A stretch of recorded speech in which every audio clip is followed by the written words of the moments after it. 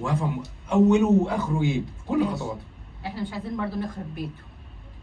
مش عايزين نبقى عصبيين، لازم يكون عندنا ثبات انفعالي ونهدى، لان الموضوع مش صغير، الموضوع كبير.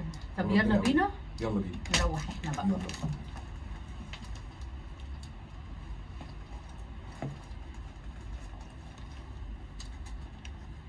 عملت اللي انا قلت لك عليه. عملت كل حاجه، حطيت له حبوب الهلوسه لدرجه بص خليته يتجنن. المهم يموت ونتجوز بقى يا حبيبي. لا هنتجوز وبرافو عليك، جنانين. ده بس يمشي كده. على ايديه ورجليه. ده انا شككت امه وابوه فيه. عقبال لما توقف ايه؟ عضلة قلب. يا رب ونتجوز بقى يا حبيبي. نتجوز وهنبقى مع بعض انا بعشقك. وانا كمان بحبك. وانا ده انت اغلى حاجة عندي. انا ما حبيتش حد خالص في الدنيا الا انت. انا بشوف ستات العالم كله فيك انت. بعشقك.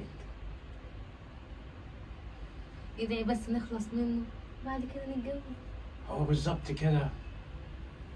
البرشام اللي انت بتحطيه بيموته بلبطيه.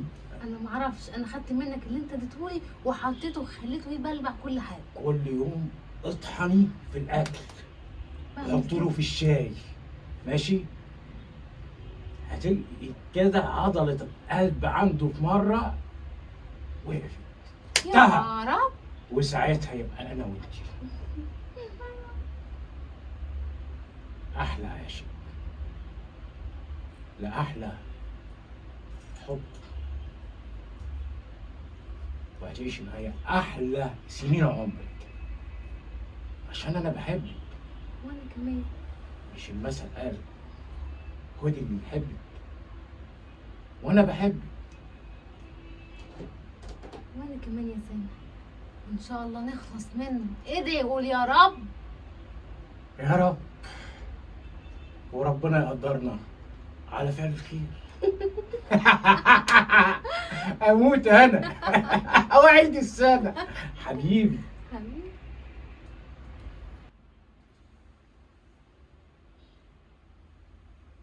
ايوه يا استاذي، اتفضل حضرتك. بالنسبه للقضيه هتعملوا ايه بالنسبه لابنك؟